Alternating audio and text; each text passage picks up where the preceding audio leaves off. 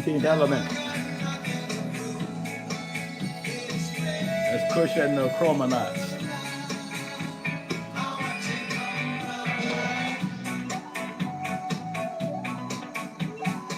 So it's 7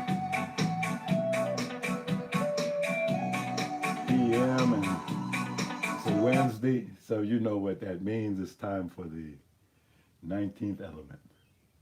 And I'm your host, Dr. Alim, and we got a lot to cover.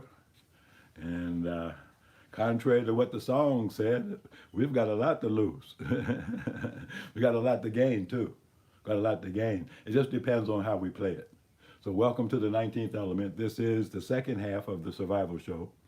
The first half being the Your Immunity Project that airs on Tuesdays at 7 p.m. live. And you can catch it on Zoom, you can catch it on Facebook, and of course here on YouTube. And don't forget to like and share and subscribe if you're on YouTube. And we do the second half of the survival show on Wednesdays at the same time, 7 p.m. Eastern Standard Time. And so here we go. This is the geopolitical half of the survival show. And we're probably going to deal with a lot of war and peace issues. You know, that was our theme at the beginning of the year, 6 months ago, a world at war. Then we added to it a world gone crazy, a world at war, a world gone crazy. And now we're adding to it again, a world gone broke. And all of that is an unhealthy combination of factors that has led us to the current world situation, which is dire, which is catastrophic, which is disastrous, and seems to be getting worse by the day. And it's not just man-made disasters, but natural disasters are also adding to what's going on. So let's get started here. And of course, this is the 19th element. I love this artwork. I comment it all the time. Eugene Majid, the artist of the Honorable Elijah Muhammad, you know, from Muhammad Speaks days. And this is an enhanced version, you know, of some of his original artwork, giving you a visionary picture of the hereafter. You know, and that's what we're after. We're after the hereafter. And as I said last night on the Your Immunity Project, you know, the race is not to the swift nor the strong, but to he who endures to the end. And what that means is that you have to survive until this present world of trouble is over and done with, so that you can enjoy this. You see, so you have to make it to that point. You can't succumb. You can't become a victim before this occurs. And things occur over time. And so we seek assistance through prayer and fasting. So the 19th element, and of course this is in the context of what happened just a few weeks ago on July the 4th, which was a Saturday, commemorated as the 250th anniversary of the Declaration of Independence, as far as America is concerned. But July the 4th also has another significance. In answer to Frederick Douglass's question, what to the slave is the 4th of July? Well, to the slaves in the wilderness of North America, the 4th of July is the day that our Savior Allah, in the person of Master Farad Muhammad, showed up. That's what it is to the slave. This is not George Washington and Benjamin Franklin. No, it's the coming of Master Farad Muhammad. And so on that day, we had a Congress, a national Congress of deliberative dialogue, confronting the issues that are in front of us as a people, that threaten us as a people, as a whole. It's an invitation to lay aside differences that divide us and unite on the basis of truth. So that's what deliberative dialogue is. It's a way of finding agreement on truth. It's collective thinking in search of agreement on truth. And the truth that gets ultimately agreed upon is a higher truth than any of the truths that you or I or any individual brings to the dialogue. So let's search for that higher truth through the process of deliberative dialogue. You see, some people like to debate. Well, debate does not lead to an elevation in truth. It's almost like a competitive sport. We don't debate. No, we confer. We put things together. We don't divide and split. In deliberative dialogue, it's a win-win situation for everybody. Whereas in a debate, you know, there's winners and losers. People go away sore because they lost. Other people go away exalted because they think they won. But what is really the casualty of debates and such things, arguments of that nature, competitive arguments, trying to see who has the quickest wit? The first casualty of that is truth. Because ultimately, debates lead to what? What's the ultimate debate? It's called war, violence, conflict, where someone says, I'll win anyhow, despite the truth. You see, so deliberative dialogue leads the way to peace and unity, And so that's what occurred just a few weeks ago. And the deliberative dialogue, once started, it rolls on. And so in the coming weeks, we want to have individual ministerial sessions, maybe on Wednesdays. Instead of doing the 19th element like I'm doing now, maybe next week we'll have a ministerial dialogue session with one of the ministries. And then we can do the same thing on each Saturday. So over the time until September, we should be able to cover all 9 ministries and even some of the task force groups. And deliberative dialogue, of course, is the way that a nation of gods rules itself. You think a nation of gods rules by debate and argument, fighting one another, disagreeing with one another, overlording on one another? No, I don't think so. I think the only way that a nation of gods could rule itself is through the process of deliberative dialogue, by sitting in a circle of equality and exchanging and sharing ideas and views and concepts with one another, and adding to on something until something bigger is built up. So I think if we want to solve our current dilemmas and get through these difficult times, I think we should do what the gods do. I think we should confer in sessions of deliberative dialogue and address the issues that threaten our survival. Now, I'm advertising the Abundant Life Plan because, as I pointed out last night and so many other times, who can you trust in the medical field? I mean, can you trust from the World Health Organization to the CDC, the FDA, all the way down to your local pediatrician? Can you really trust them? Because they all sold out. They all got bought out. They all accepted bribes during the COVID plandemic, whatever you want to call it. They all participated in it. All of them are guilty. Who can you trust? And so we have to have a new health care paradigm. I'm with the Honorable Elijah Muhammad. He said that he would not rest until he had destroyed the medical profession. Well, he said because it used to be a profession of healing, but now it's become a profession of drugs. And the only thing I would add to that is it's a profession of drugs and vaccines. Vaccines have been brought forward. And so we need an alternative. What we really need, of course, is a hospital, more than this. But what I'm trying to do is offer virtual services on a virtual platform. And until that virtual platform is ready, then just contact me directly, Dr. Alim at protonmail.com. And you need some help? Most people do. Something's gone wrong. You've been putting off going somewhere because of what I just mentioned. Who can you trust? Who can you really trust these days? That's not on the tape. And so there it is. I went to medical school because the Honorable Elijah Muhammad said we needed a hospital. Well, if you have a hospital without a doctor, that's not anything to be proud of. So I wanted to be there. I wanted to be the doctor in the hospital. And we don't have the hospital to this day, but I'm trying to create one online. And, it's ups and downs, mostly downs, 2 steps back for every step forward. But sooner or later, we're going to have it done.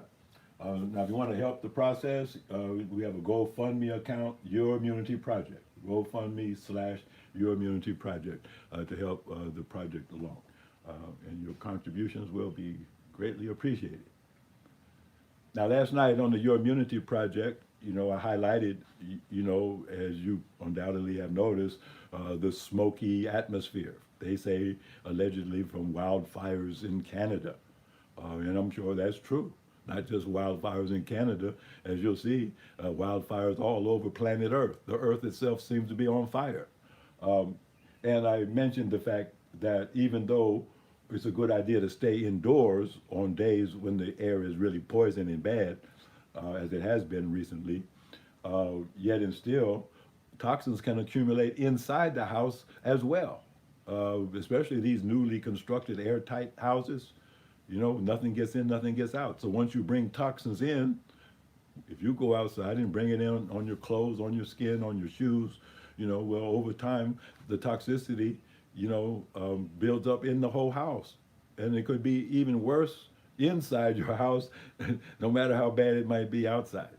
And so there's a solution to every problem. So build your own do-it-yourself air purifier for the inside of your house, for your apartment, to keep the inside air pure.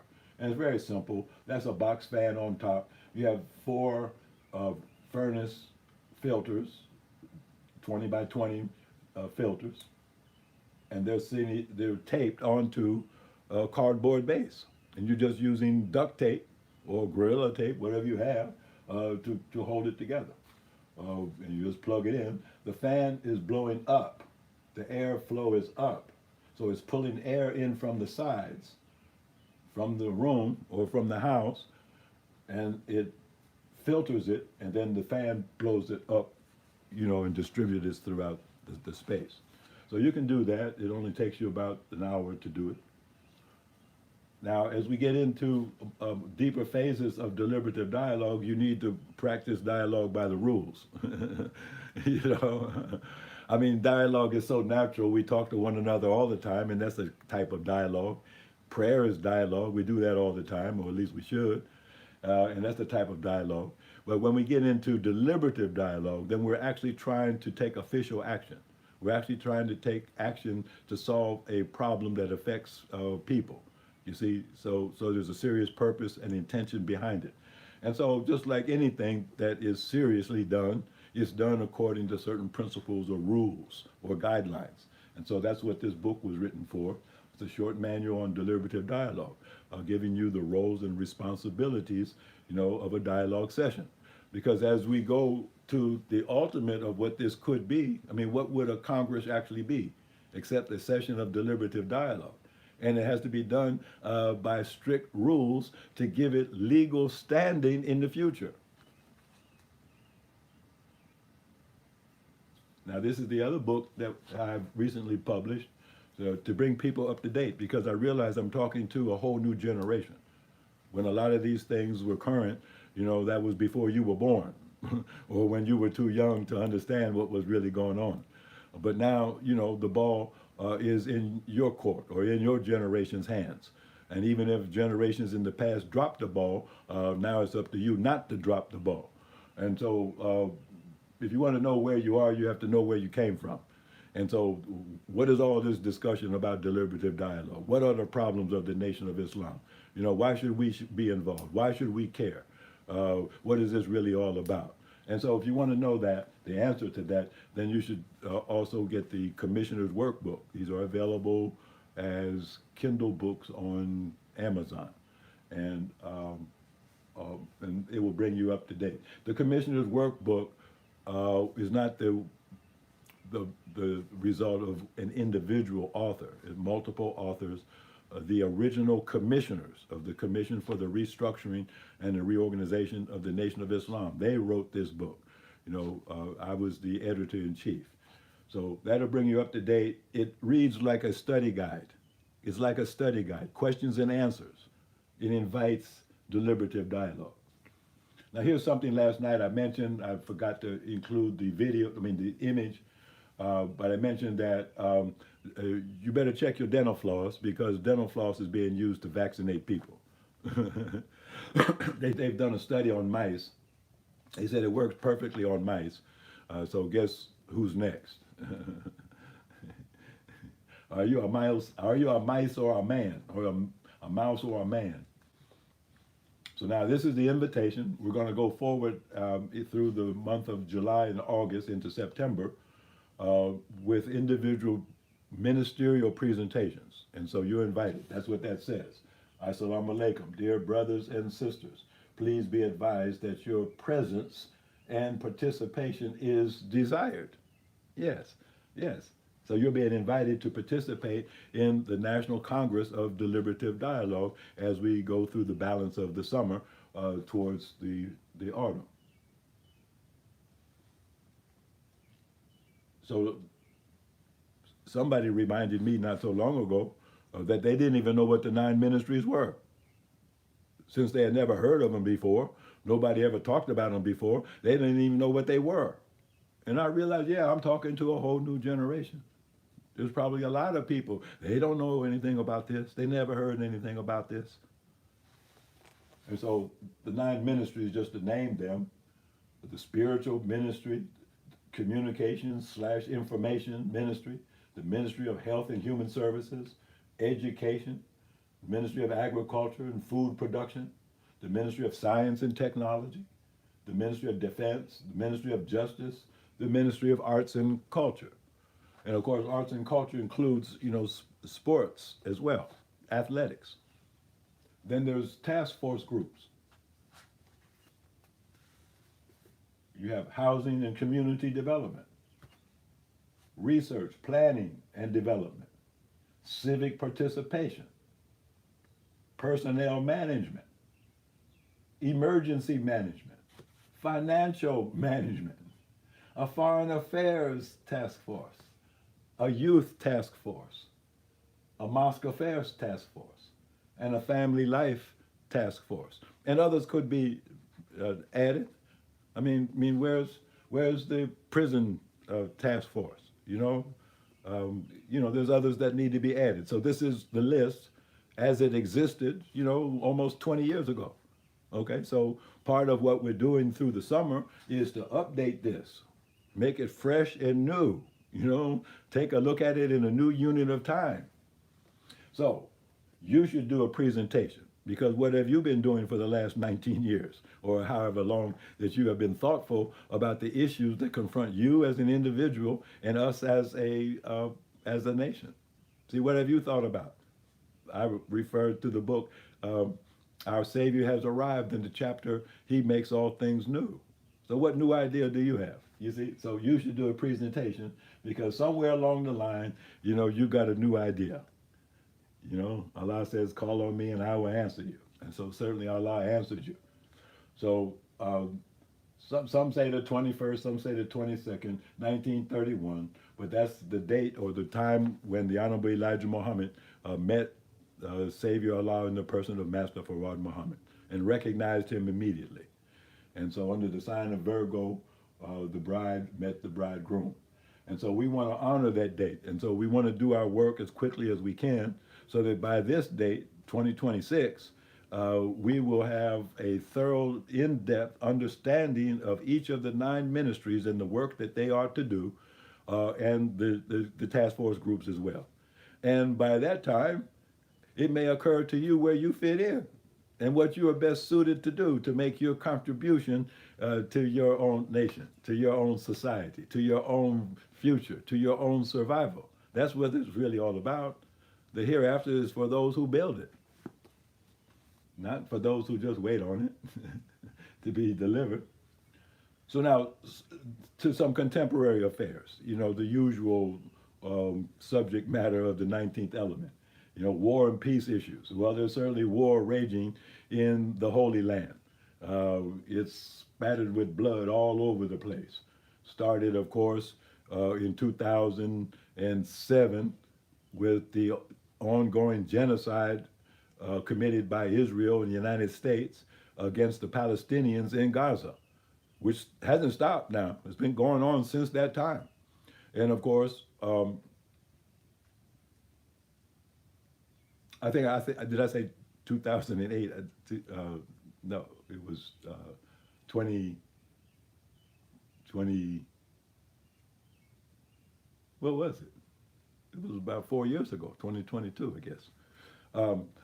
Check me on the dates. I'm not really good at dates, you can tell. But an ongoing genocide in the eyes of the world. And I said at the time, that Gaza is the judgment of the world.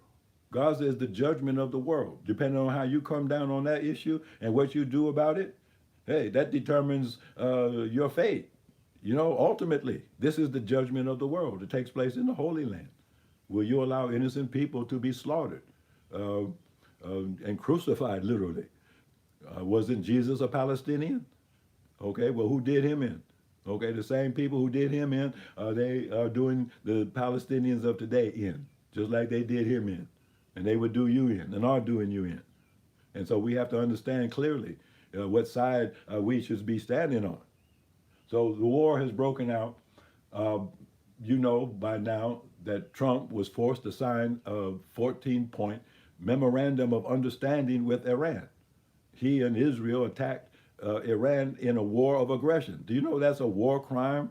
That's a crime against humanity. That's about the worst thing that any nation could do, is to start an aggressive war, attacking someone who's not attacking you. And so that's what Israel and America did, and they've done it twice, and now it started again. Now, part of the 14 points, not only was Iran giving control and authority over the Straits of Hormuz, which they never had before, but that's part of the spoils of war, I guess you call it. That's what you get when you win in war. You get the spoils of war. So Iran won control over the Straits of Hormuz, which controls about 20 to 25% of world oil, fertilizer, hydrogen, and other essentials, you know, for the world's economy. So literally, the Strait of Hormuz is like the jugular vein for the world economy, and it's in the hands of Iran, and Iran is using it. People say the Strait of Hormuz has to be open. It is open, but it's under the control of Iran. It's not that it's closed. It's just under the administrative control of Iran because they won the war. Now, this image has also to do with one of the 14 points in the Memorandum of Understanding. Iran insisted that the U.S. had to pull its military out of the region. These are the U.S. military bases all throughout that region. And as you will see, you know, all of them have been evacuated. All of them have been attacked and bombed with ballistic missiles and drones and literally burned to the ground. And the U.S. Forces have been driven out. They're no longer there. All of the U.S. forces that used to be in these bases in Kuwait and Abu Dhabi and Bahrain and Saudi Arabia and in other places, and Jordan, all those troops that used to be there, now they're all huddled up in Israel. You heard about the merger of the U.S. and Israel military. Well, all of the U.S. personnel that used to be in these bases, that's where they are right now. They're all in Israel, because they can't stay in these bases for being bombed and with ballistic missiles by the Iranians. They've been driven out. So actually what Iran is doing is what regional powers do. They exert their sphere of influence.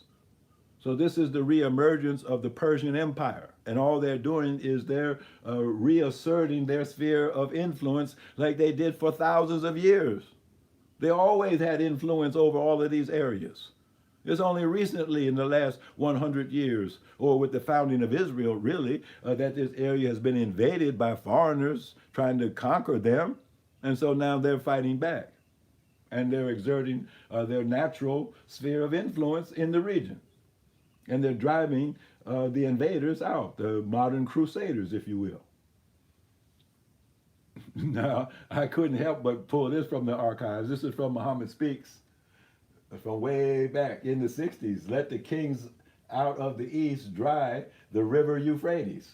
Yeah, prophecy from the Bible. And so that's exactly what's taking place. Who are the kings of the east? Well, the king of kings in the east, they used to have the Shah of Shah in Iran. Well, now it looks like the Ayatollah is the king of kings in that part of the world now. And so he's causing all of the other kings in Saudi Arabia, Kuwait and Bahrain and all the rest of those Gulf states, United Arab Emirates, Saudi Arabia, he's causing all of them to cut off the oil. He's cutting off the oil. The Ansarullah, they call them Houthis in Yemen. They just announced today that they are closing the Bab al-Mandab Strait, which closes off the Red Sea. And so there's a complete blockage of the world's commerce. Out of the Red Sea, the economic impact is 60% of the global economy flows through the Red Sea. 60%. The Strait of Hormuz, 20 and 25% of the energy. And so the kings of the East have done what the Honorable Elijah Muhammad said that they should do. See, if I can blow this up a little bit, see, the artwork was, when America and England imported Israel into that part of the world, the Arabs were taken by surprise. The Muslims were taken by surprise. They didn't know how to handle that. It's taken from then till now for the Muslims to get their act together. And so now they're getting their act together because Israel is the belligerent in the neighborhood, the skunk at the party. Even the Prime Minister of Oman recently said that the destabilizing party in the Middle East is Israel. It's not Iran. The state sponsor of terrorism is not Iran, it's Israel. And of course, their partner in crime, America. So the kings of the East have dried up the river Euphrates of oil. And Trump is warning the U.S. is running out of oil. Yes, because they cut you off. We're running empty. We're running on empty. This is the strategic oil reserves. You see where they were in February? Okay, it's too much. You see where they are now? Plunging straight down. And there's no oil to replenish it. So some experts say they got 4 weeks left of gasoline and diesel and jet fuel. Some say it's only 2 weeks left. I don't think they really know. But America, and by that same token, Europe, they're running on fumes. They don't have any oil. They don't have any natural gas. See, America does produce a lot of petroleum, more than any other country, actually. But they can't refine it. That's the problem. They can only export it. They can't refine it. They don't have the refineries in America to refine their own oil. So now this is all the news last week and even into this week. The wildfire smoke coming in from Canada. And this was a report that I did on a sky image sent to me from Cleveland. And the toxicity profile is, as you see, the spike protein, inflammatory agents that are associated with the COVID vaccine, the bird flu virus, Ebola virus, the monkeypox virus, influenza virus. Is this biological warfare from a wildfire? What kind of wildfire is this that produces monkeypox? And of course, all of the usual chemical and heavy metal toxins, the cancer-causing ones like vinyl chloride, dioxins, BPA, heavy metals, lithium. It's in medications, isn't it? Antidepressives. And now it's in batteries. They get people charged up, I guess. That's how it works. Barium, mercury, and even some unknown medications that I could not identify. And then, of course, the ever-present smart dust, nanoelectronics that people inhale so that they become programmable. This is all part of an effort to create what is called the Internet of Things, portrayed in the movie called The Matrix. The Internet of Things, where everybody is programmed, everybody is hacked, everybody is under the control of digital intelligence. And I think the word digital intelligence sounds like Dajjal intelligence, Antichrist intelligence. And so that's the threat. Radioactive elements as well, uranium, thallium, polonium. People say, where's the uranium coming from? Don't you know you have 103 leaking nuclear power plants in America? America claimed that they get ready to build a nuclear power plant for Saudi Arabia. That's another Trumpism. That's another one of Trump's dirty deals. He's going to build a nuclear power plant for Saudi Arabia. When is the last time America built a nuclear power plant anywhere? Even in America. That's why all the nuclear power plants are leaking, because they're all old and decrepit, past their expiration date. And the scientists that used to know how to build nuclear power plants, hey, they're dead and gone or in retirement. America can't build anybody's nuclear power plant. And so this was the air in Cleveland. Deadly, literally deadly. Anybody that breathes this air is going to inhale radioactive particles, and those particles are going to lodge somewhere in the body, and wherever those radioactive particles lodge, hey, cancer is going to break out.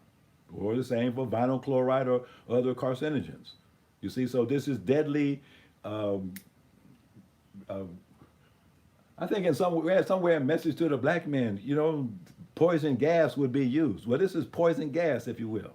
It's not like what we might think of mustard gas in World War I and things like that, or nerve agents that we've heard about in movies. But this is the real thing. And it's poison gas, and the gas is the atmosphere that we breathe. And so this is one of the signs of the end times, according to Prophet Muhammad alayhi salam. There's a surah in the Quran, Al-Dukum, which is translated as the smoke. In ayat number 10, it says, then watch for the day when the sky will bring a visible smoke. Well, has that day arrived? And I think it has arrived, no matter what part of the planet that you're on. You're breathing smoke here in New York City. You're breathing smoke in Philadelphia. You're breathing smoke all through the Midwest. But guess what? There's breathing smoke in Paris. So here's what anybody can do. This is the project that I mentioned last night, Survival Clean Air Project. And it took me about an hour to put it together. It's just a box fan. You need some duct tape. You need 4 20 by 20 air filters, the kind you put in your furnace, and you make them all the same size, and you set them on a cardboard base and tape them together so that the airflow goes in the sides, and then the fan is blowing it up and out. So it sucks the air in through the sides and up out of the top. So it's so easy to build, it's stupid for anybody to be suffering from poison air inside your own house. So here's the instructions, just 4 20 by 20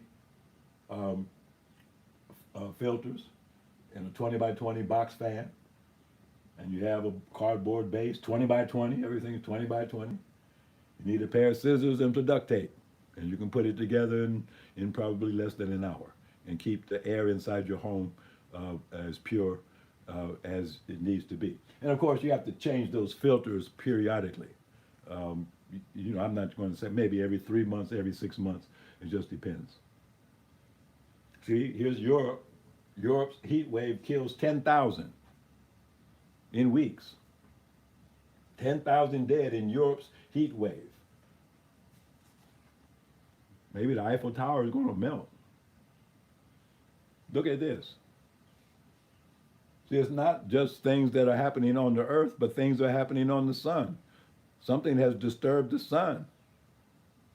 The sun is disturbed 3 times over. So the sun has shot 3 separate solar storms, or CMEs, coronal mass ejections, at the earth. Energetic particles moving at a high fraction of the speed of light, something like 300,000 miles per second, something like that. And it's impacting the earth right now. It's impacting the energy field that surrounds the earth, the ionosphere. And of course, that causes in other words, it's charging up the earth. It's putting energy into the earth from the sun. And so what does the earth do with all that excess energy that's being pumped in by the sun? Well, it could be an earthquake, storms, all kinds of things. You see, 3 solar storms are hitting Earth this week. Scientists are concerned. Here we go. Plasma supercharging event is underway. What's plasma? It's free electrons and free protons. It's electricity, literally. You say, what's plasma? Plasma is electricity. So here is an electric bolt from the sun, three of them, a triple shot. And this is Stefan Burns. He's an astrophysicist, and he says, don't be surprised if something crazy happens this week. He's very good at predicting earthquakes. Now, wouldn't you know it, just when they had discovered where this strange parasite that was causing explosive diarrhea came from Taylor Farms. Well, it turns out that Taylor Farms gave Donald Trump $1 million and visited the White House, and 3 days later, Trump pardoned him. So explosive diarrhea or not, they're in the clear. So now this is the heat dome that's been over America for the last several days. Prepare for the planet's strongest heat dome. They've never seen a heat dome like this in history. This is the hottest that it's ever been. And of course, it's over the central area of the United States. The crop growing area, where all the food comes from, the corn, the maize, the wheat, the soybeans, that makes America strong and healthy, where the beef cattle are. Reminds me of what the Honorable Alim Muhammad said, that the cows will be calling out to the sun, why are you burning my flesh? Why are you burning my flesh? That's in the Savior's Day lecture, 1969, where he said the cows would be calling out to the sun, oh, Mr. Sun, why are you burning my flesh? And the sun would answer back, because the enemy is selling your flesh at a high price to my poor people, and I'm going to burn him up. And that's what's happening. See, this is the heat dome that's over the central part of America. Bullseye. Bullseye. Somebody's a marksman. Is America being attacked? See, that was a headline in Muhammad Speaks. Will the Muslims attack America? But who's the number one Muslim in the world? Wouldn't that be Allah in the person of Master Fawad Muhammad? Is he attacking America? He said he would. Now look at this. New York City Mayor Zohran Mamdani, I guess I'm saying his name right. It means, Mamdani, the name itself means someone who walks in the light. That's what the name actually means. And so he's trying to do right. And he says if this criminal named Melankowski, also known as Bibi Netanyahu, if he steps foot in New York City, he's going to do everything in his power as mayor of New York City to have him arrested and sent to the International Criminal Court where he belongs. So he's just doing his moral duty, as the mayor of the city. And of course, the majority of New Yorkers that voted for him, hey, they hate Bibi Netanyahu, because New York City is probably has the highest Jewish population of any city in the world, and they have a great life in New York. And here's a Zionist who claims to be a Jew, although he's really an atheist. He's given a bad name to all Jews. Most Jews don't agree with this clown. He's giving them a bad name, making life dangerous for them. Now, it's not just the U.S. that's burning up. Look at Dubai. 60 degrees centigrade. So what's the formula? The formula would be you double, so that's 120 plus 32. 120 degrees plus 32 gives you 152 degrees Fahrenheit. That's how you convert from centigrade to Fahrenheit. So they're going 152 degrees. Come on, man.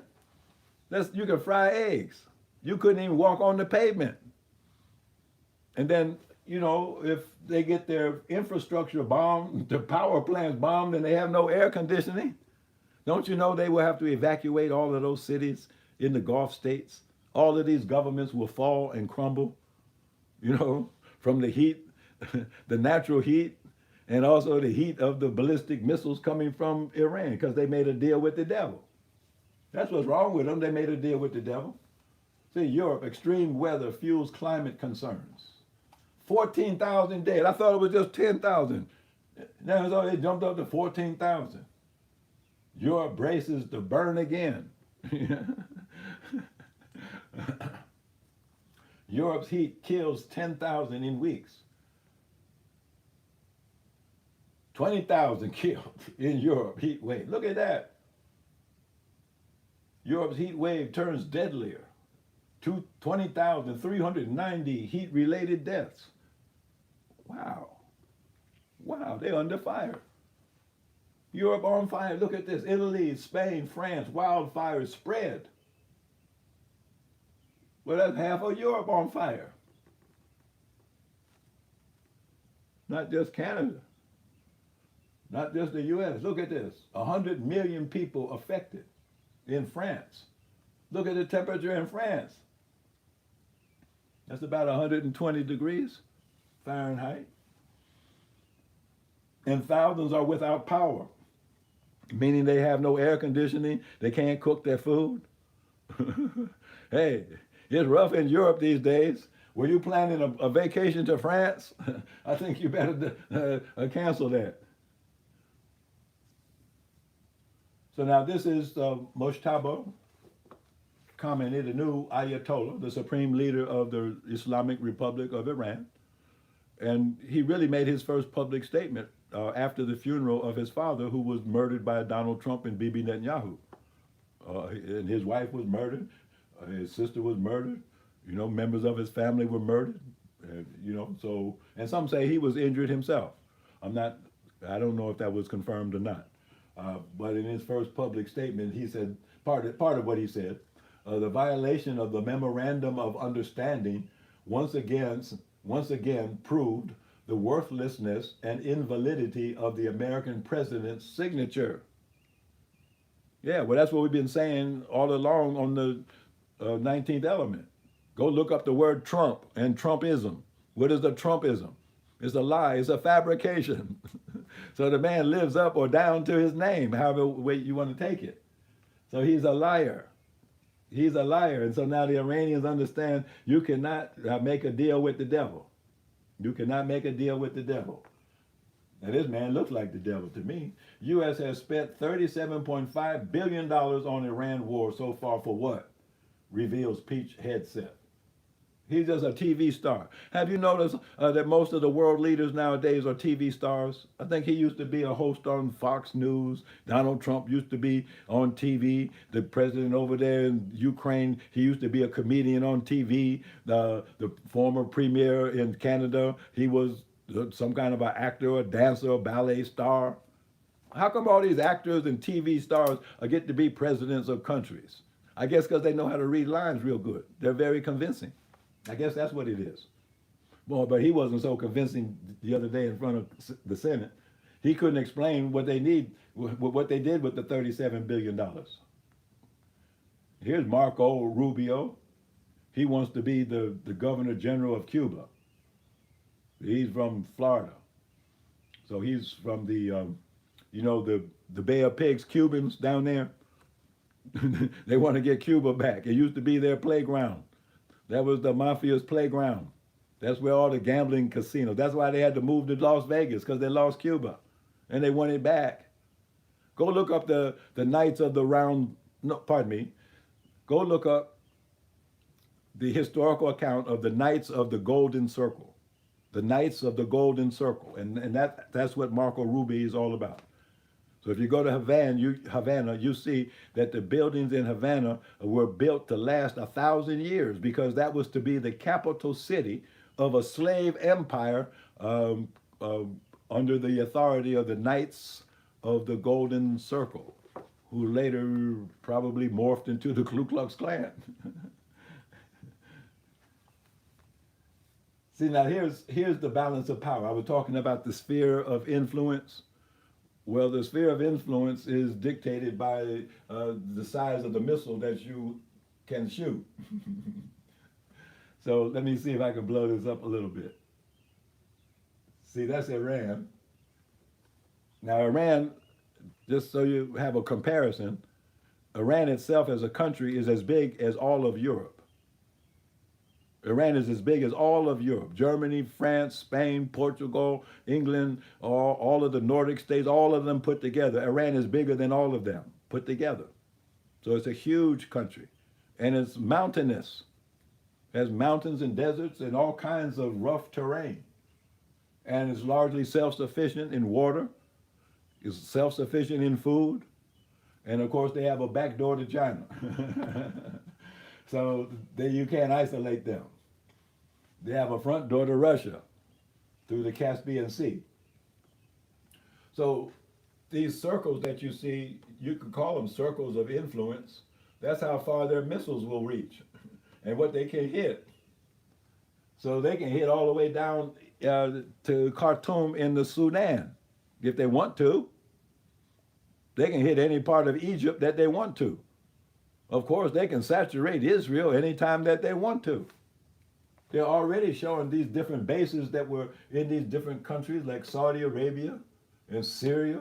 They hit the bases in Saudi Arabia, Syria, you see, Oman, and they don't show them here, but Bahrain, Qatar, all those those Gulf states, they're all right there, easily within the range of the least little missile that Iran has. That's why the naval flotilla that Trump sent over there, they have to stay way back. And even that might not be far enough. That's why they can't enforce the blockade that they claim that they have. So this is the sphere of influence. How far does this go? See, this goes all the way up into Europe. So Europe is supporting what America is doing against Iran. The new prime minister in the UK just said today that he was going to allow UK bases to be used by the Americans to attack Iran. Well, Iran got a missile for the UK. See, I don't think Iran has the restraint that Russia has. See, Russia looks like they're scared to hit Europe. So they're just dealing with the proxy called Iran, Ukraine. But I think Iran doesn't have those restraints anymore. They're saying if you hit us or you're helping somebody to hit us, we will hit you back. And they're starting in close, but they're working their way out. Unfortunately, this image is kind of blurred, but Iranian retaliation just in 1 week, from July the 12th to July the 19th. U.S. military facilities hit by missiles and drones. In other words, all of them. All of them. America has been driven out of the Middle East. What was in the memorandum of understanding signed by Mr. Trump and the Iranian foreign minister has come to pass through military power. They have enforced the memorandum of understanding. America has fled the Middle East, and now they're all housed up together in Israel, all bunched up in Israel in bunkers. So I'm sorry you can't read the military bases, but all of them, basically all of them have been hit. And this is some of the evidence. This is the U.S. evacuated the Al Ubaid air base, and you can see that all of the aircraft have been removed. It's empty. The base is empty. It's been evacuated.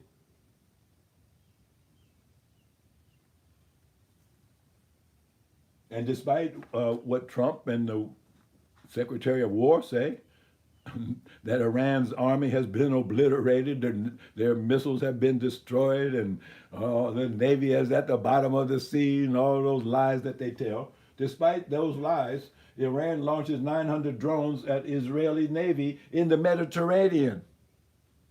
In the Mediterranean. Are you paying attention to what's going on? Now, these are unconfirmed reports that a nuclear explosion at Pickaxe Mountain. Well, now, what's undetermined in this headline is whose nuclear explosion? I mean, Trump did say he was going to attack Pickaxe Mountain because the Israeli intelligence told him that that's where the nuclear facilities are that Iran is building. So he wants to blow up Pickaxe Mountain. And some people say, well, you couldn't even do that with nukes. It's a granite mountain. You can't blow up a granite mountain with anything.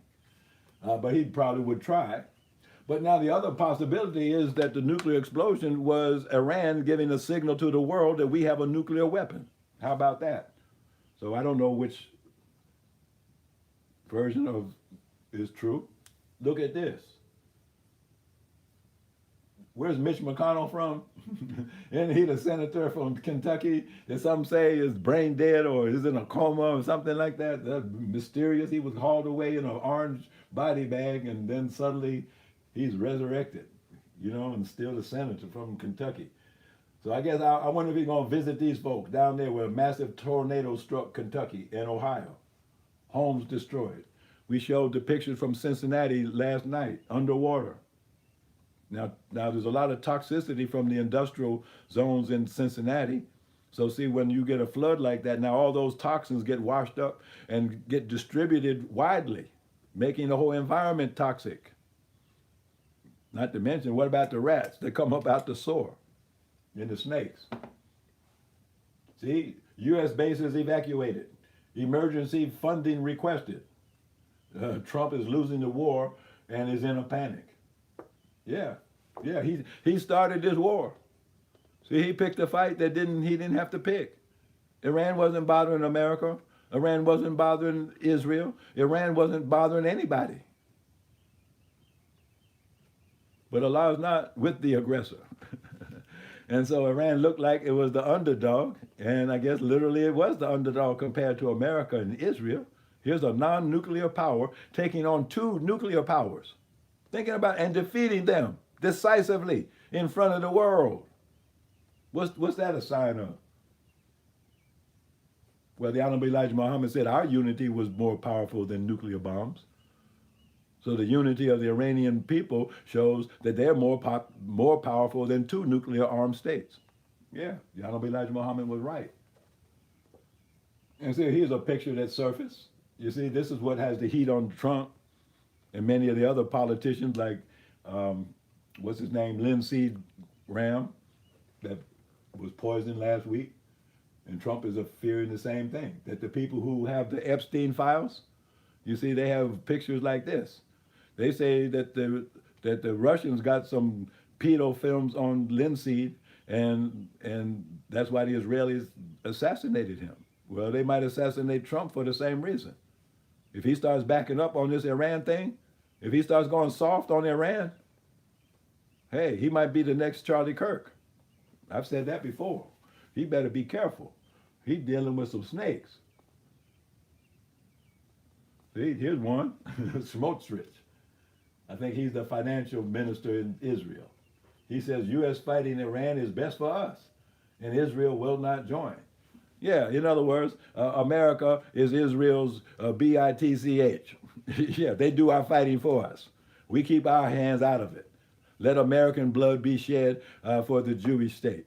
And a lot of military people, they don't like that. They don't like the idea of dying for Israel. And they're dying by the droves. They're dying by the droves. They're lying by the droves too about it. They're saying there's only 16 Americans that have been killed and 100 slightly wounded and returned to duty. Well, wait a minute. When you see a base being obliterated and blown to smithereens, you mean nobody got killed? Nobody got killed? Come on now.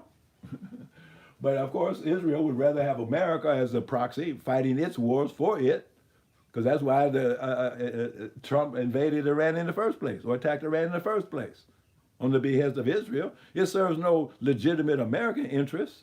It only serves Israel's interests. So of course he's right. It's best for us if America does our fighting and bleeding for us. And we will not join in your madness that we put you up to.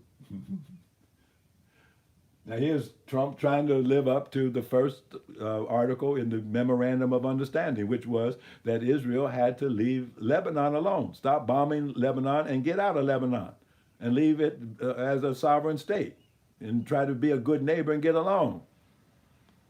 Of course, they didn't pay any heed. But now Trump is breaking bad with Israel, saying Israel must leave Lebanon. Trump's shock message to Bibi. Now, let's see if Bibi follows Trump's order. Let's see who's who. Who's the boss?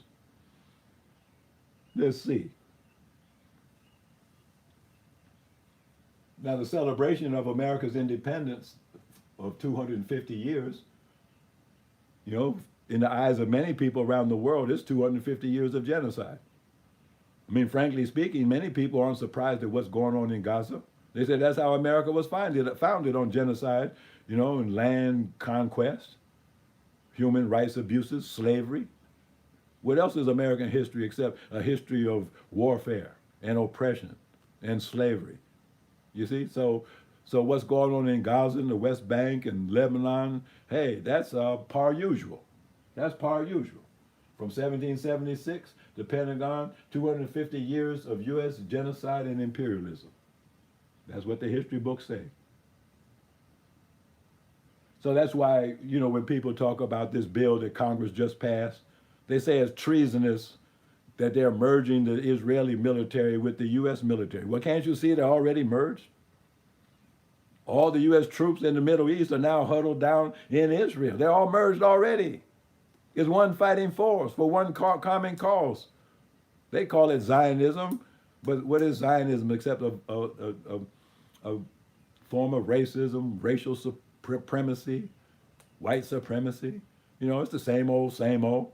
It's what they always did. They're better than other people and therefore have a right to kill you. And that's what they've been doing for 250 years. And so the military merger has now been legalized by an act of Congress. Just think what that means to the sovereignty of the nation. So now this is from Donald Trump today. He said from this point forward,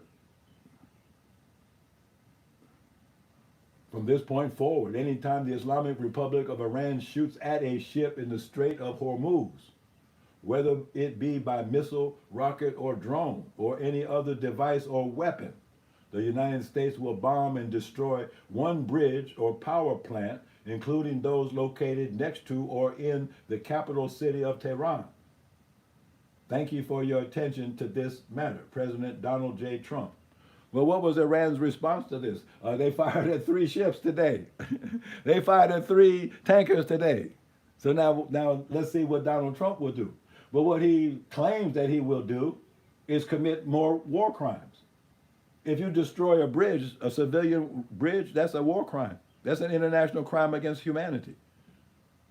Bombing power plants, those are war crimes. All of the soldiers that are involved in that, the pilots flying the planes, dropping the bombs, and they are all war criminals. They are being asked to commit war crimes.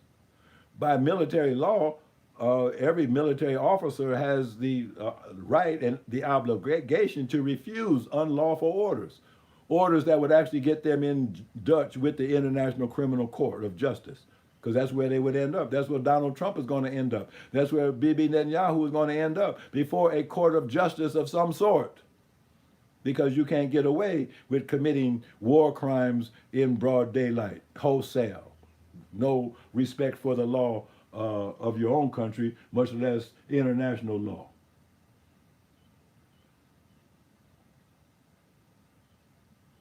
I guess that was the last, yes, it was. And what time do we have here? Okay, just about an hour, right on time. So this has been the 19th Element. It's been a world at war, a world going crazy, a world going broke. And you and I are caught up in the middle of it. So how are we going to survive? What are we going to do? I think we need to get our heads together in a deliberative dialogue so that we can develop solutions to the many issues and threats that confront us. So this has been your host, Dr. Alim, the host of the 19th Element. For the last 2, maybe 3 weeks now, I've been doing a different format that I think helps improve the quality, of the podcast. So leave a comment, if you will. Let me know what you think. Is this an improvement, or should we go back to the way we used to do it?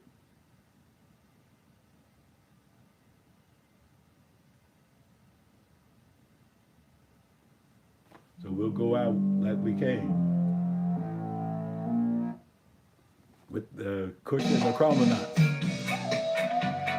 This has been the 19th Element.